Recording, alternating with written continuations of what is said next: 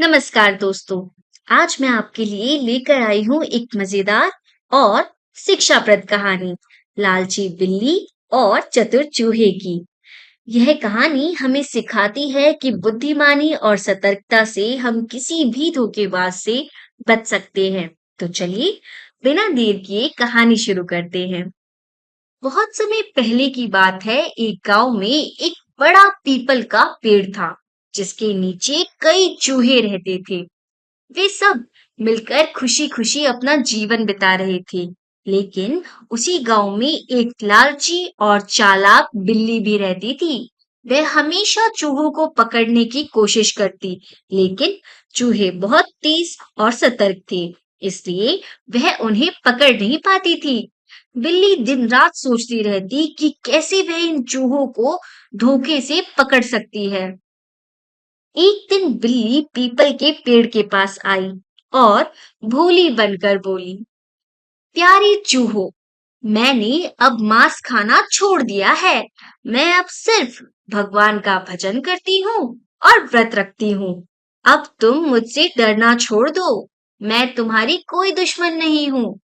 चूहे पहले तो डरे, लेकिन धीरे धीरे उन्होंने देखा कि बिल्ली सच में किसी को नहीं पकड़ रही और हमेशा भगवान की प्रार्थना करती रहती है।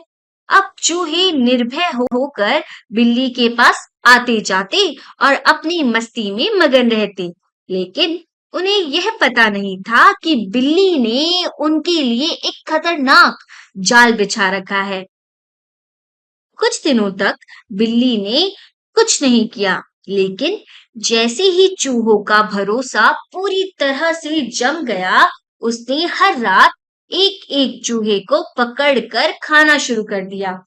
धीरे धीरे चूहों की संख्या कम होने लगी, लेकिन बाकी चूहों को कुछ समझ नहीं आ रहा था। एक दिन एक समझदार और तेज दिमाग वाला चूहा सोचने लगा, हर दिन हमारे दोस्त गायब होते जा रहे हैं, लेकिन कोई पता नहीं चल पा रहा है। उसने रात में बिल्ली पर नजर रखने का फैसला किया। जब रात हुई, तो वह चुपके से बिल्ली के पास जाकर छिप गया और देखा कि बिल्ली चुपचाप एक चूहे को पकड़कर खा रही थी। अब चतुर चूहे को समझ में आ गया कि बिल्ली ने हमें धोखा दिया है। अगले दिन चतुर चूहे ने सभी चूहों को इकट्ठा किया और कहा, दोस्तों, बिल्ली ने हमसे झूठ बोला। उसने हमें धोखा दिया और हमारे भाइयों को खा गई। अब सभी चूहे बहुत गुस्से में आ गए। वे सब मिलकर बिल्ली पर टूट पड़े और उसे दौड़ा दौड़ा कर भगा दिया। बिल्ली ने देखा कि अब उसकी चालाकी पकड़ी गई है, तो वह डरकर गांव छोड़कर भाग गई और कभी वापस नहीं आई।